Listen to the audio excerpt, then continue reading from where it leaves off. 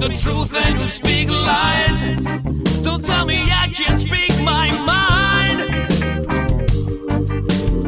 You're such a quiet sound, heard from miles around. When I try to talk and only bullets come out. I only opened up my mouth and these words come out. I guess I have to explain what it's about. You can tell your side of the story. That's more ammunition for me. What you say is rude, I call the truth.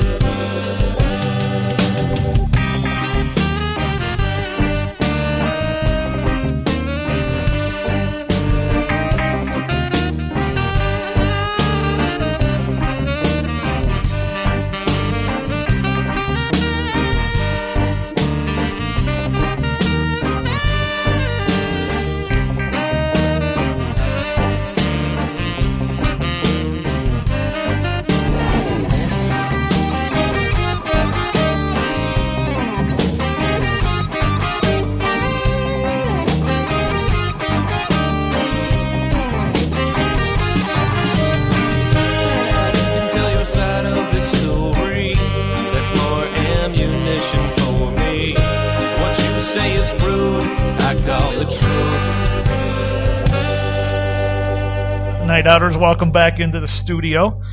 We just heard two great cuts. One, Audible Addiction from Malicious, and the last one you just heard was Too Rude from The Rudeness, which leads us into our next guest, Mr. Mark Ward. Welcome. Thank you very much. Mark was very instrumental in getting Local Noise off the ground, and we'll hear a little bit about that project. Great. But now he's running Normal in Rhode Island. Yes, well, I'm not running. I'm just helping things along a little bit. I'm actually the communications director, so I do a little bit of the behind-the-scenes thing, get in touch with whoever we need to.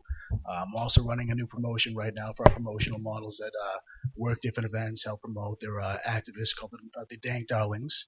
So we're working on that project right now. And, we have a few things in the works for Rhode Island Normal. All right, great. Why don't you tell some of our listeners who might know what Normal's all about, it's all about. Well, basically, Normal is the National Organization for Reform of Marijuana Laws.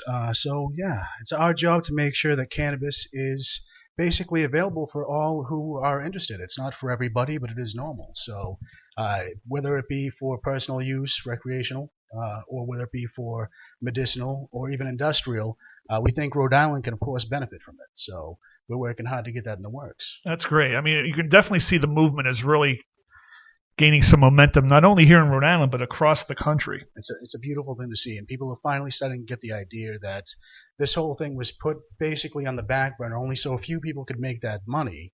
And now they're seeing that everybody can kind of take advantage, whether or not you're a personal user for recreation, whether or not you have medical ties, wherever you just want to bring some jobs into your neighborhood. You know, it's actually something that can really help out many of the economies, such as Rhode Island, who really just don't have that little kick that they could use. Sure. I mean, I saw a great segment last week on 60 Minutes. They focused in on Colorado. Yes, perfect. So it's been 1 year now since Colorado has legalized, and the growth to the economy is just incredible. It's been beautiful. And also the school systems. I have to mention that the school systems have also benefited from this.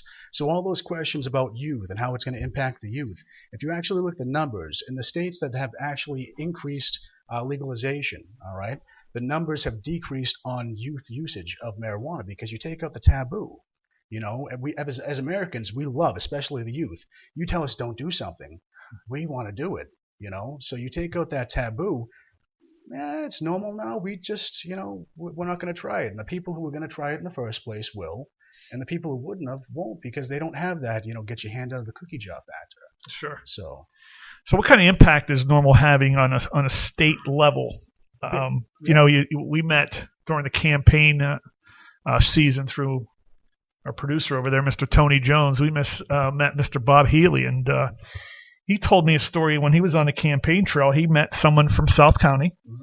And if you think about it, people in the northern part of Rhode Island don't really understand that South County is mainly all farmland, yes. Thousands and thousands and thousands of acres. And URI is an agricultural school. Mm-hmm. So it just makes normal sense that URI would partner with all these farms that are in South County to try to find how do we cultivate cannabis here in our state.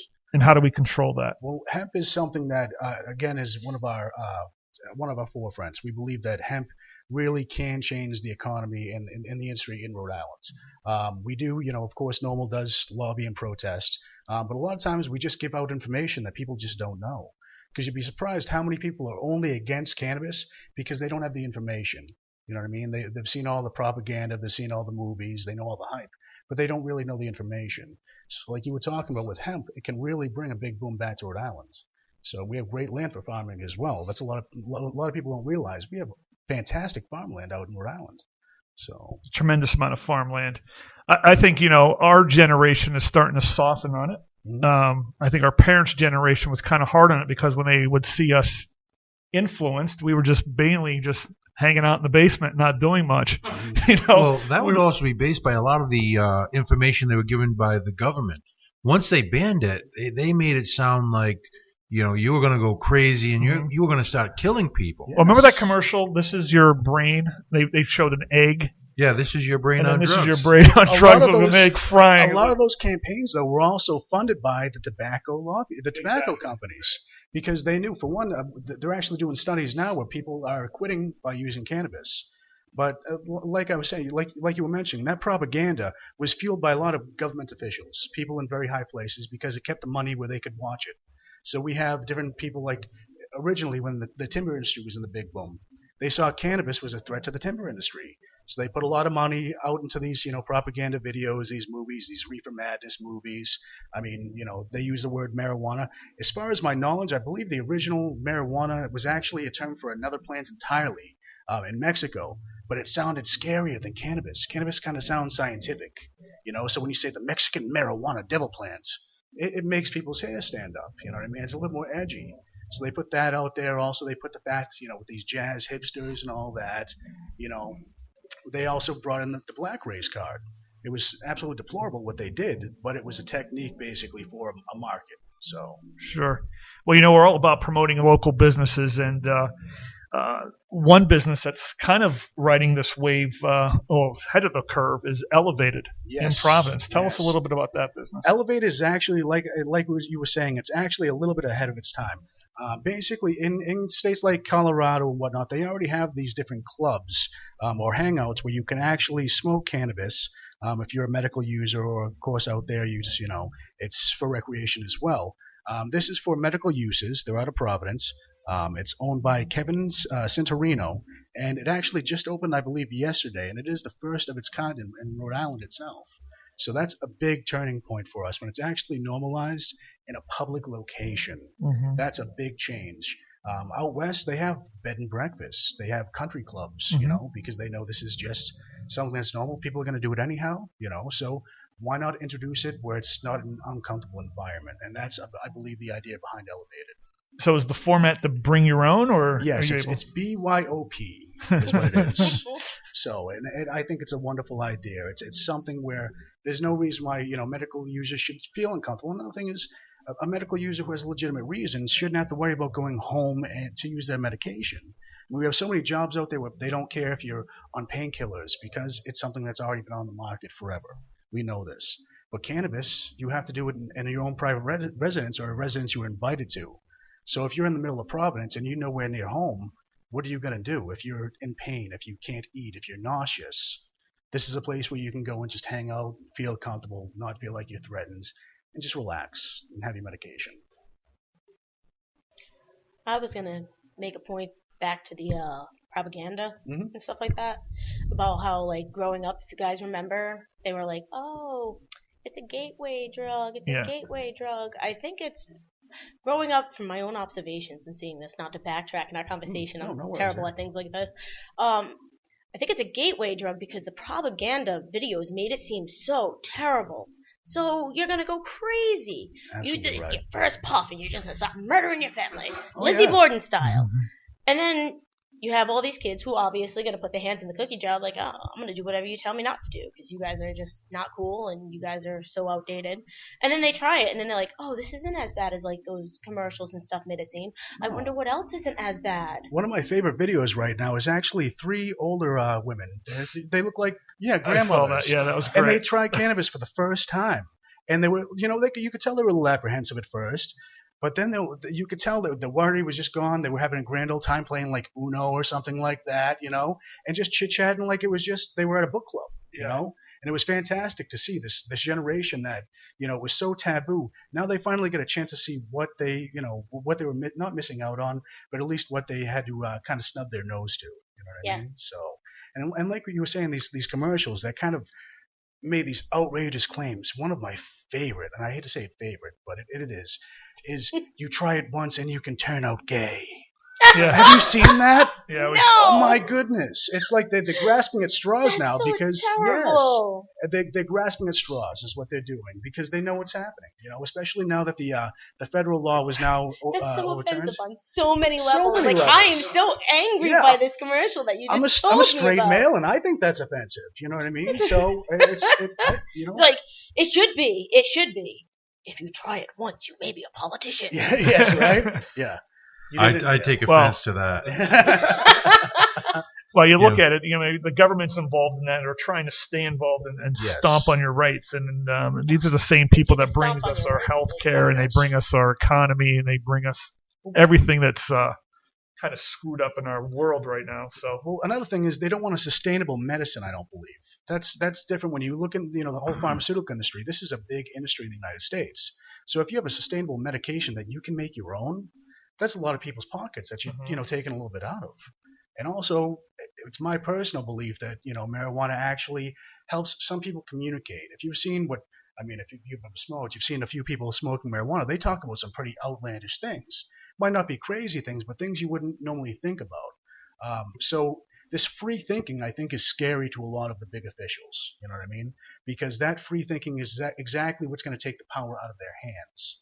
So that's why, and especially in war times, back when you had the hippies, all those hippies smoking the reefer, they had no problem with anything else other than we can't control you. We can't tell you to go off to these wars and do this and that. They were free thinkers is what the real issue was. You know what I mean? Well, that's great. We'll pick that up on the other side of the break. Ed, who are we going to hear going out? Actually, it's a friend of ours. Used to be from Arsenal. Now it's Medrick. Eric Medeiros out of Fall River did a cover of "It Wasn't Me." So we'll be right back. Enjoy the song. We'll be back. This is Rhode Island Free Radio. This is MyNighOut Radio. See you in a few.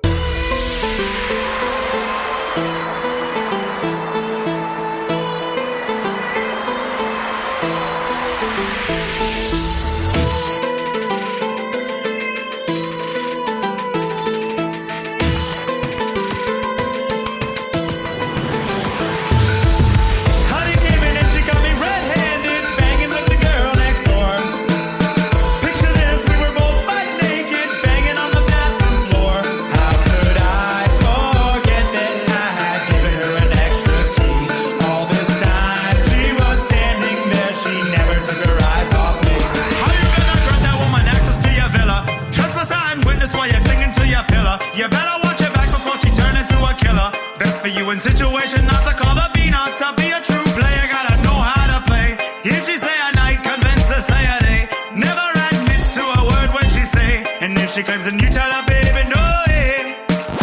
But she caught me on the counter, it wasn't me. Saw me naked on the sofa, it wasn't me. I even had her in the shower, it was not me. She even got me on camera, it wasn't me. She saw the marks on my shoulder, it wasn't me. Heard the words that I told her, it wasn't me. Heard the screams getting louder. She stayed until it was over. It wasn't me. Honey came in and she got me red-handed, banging with the girl next door. Picture this, we were both butt naked, banging on the bathroom floor.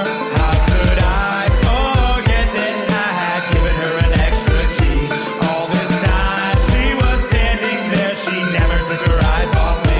Make sure nose is not you and lead on the right Pavix. Whenever you should see I make the gigolo flex. As phony as I be by you is not the complex. Seeing is believing, so you better change your specs. You know she ain't gonna be worried about things up from the past. Hardly recollecting and you go to note the mask. Wait for your hands up, go over there. But if she pack a gun, you